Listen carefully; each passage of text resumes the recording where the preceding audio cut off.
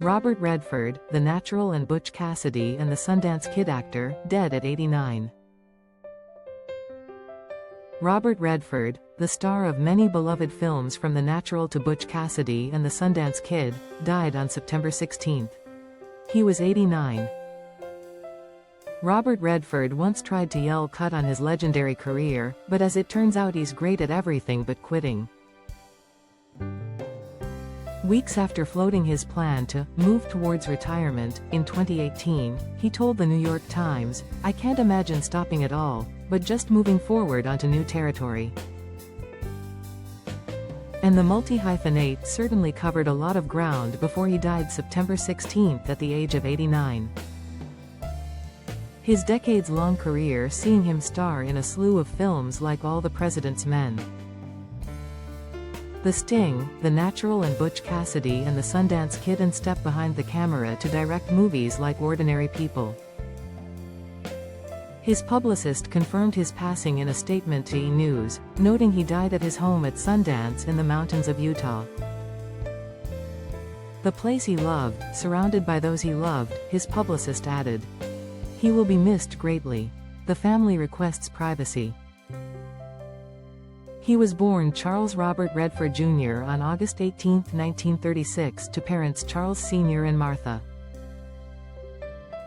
Growing up in Santa Monica in the 1940s, Redford was a gifted athlete with a rebellious streak, often skipping school. "I was not a good student through my entire life. My mind was out the window. I drew underneath the desk. I drew pictures," Redford said in a 2013 interview with NPR. "I wasn't learning the way I was supposed to learn, and I think I realized that my education was going to happen when I got out in the world and engaged with other cultures, other places, other languages, and had the adventure of exploration. And I felt, that's my education." Wanting to get out of California, he started college at the University of Colorado, Boulder. "I wasn't happy," Redford admitted in a 1998 interview with The New Yorker. "I was drinking, and talking all the time about going to Europe, dreaming about Utrillo and Matisse and Brock. I wanted to be in that place, where they'd been. I'd wanted out of LA, but Colorado wasn't far enough. So, in 1956, he dropped out of school and moved to Europe, seeking new opportunities to learn about the world. Around the time I went to Europe, I got interested in who I was," Redford continued. "I felt as though a film had been ripped from my eyes. I'd done sports, I'd done trouble, and suddenly something clicked into place. I went everywhere with a pad, sketching, drawing pictures, making notes. A consciousness is what happened to me." When he returned, he briefly moved back home to Los Angeles, where he met and married Lola Van Wagenen. The two going on to welcome son Scott, who died at just 2 months old in 1959, and James, who passed away at the age of 58 in 2020. And daughters Shauna and Amy during their 30-year marriage. The newlyweds moved to New York so Redford could attend the Pratt Institute in New York. He later transferred to the American Academy of Dramatic Arts, which is where Redford played Konstantin Treplev in a production of Chekhov's The Seagull, the role he credited to shifting his viewpoint on being an actor. "Something clicked," Redford said to AARP in 2011. "It was the beginning of everything coming into focus with me." Starting with small stage and television roles, in 1962 he made his film debut in War Hunt.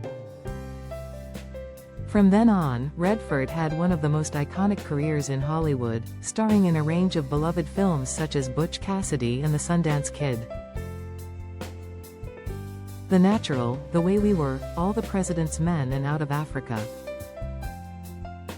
And not content with simply working in front of the camera, he made a career out of producing and directing films as well.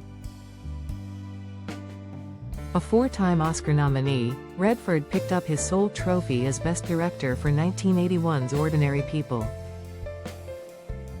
He also received an honorary Oscar, known as the Jean Hersholt Humanitarian Award. In 2002 for his various roles in the film industry, including creating the Sundance Institute and Film Festival. Redford's involvement in Sundance also led him to wife Sybil Zagards. Meeting in the late 90s, several years after his divorce from Van Wagenen, while she was visiting his Sundance Mountain Resort, they married in 2009.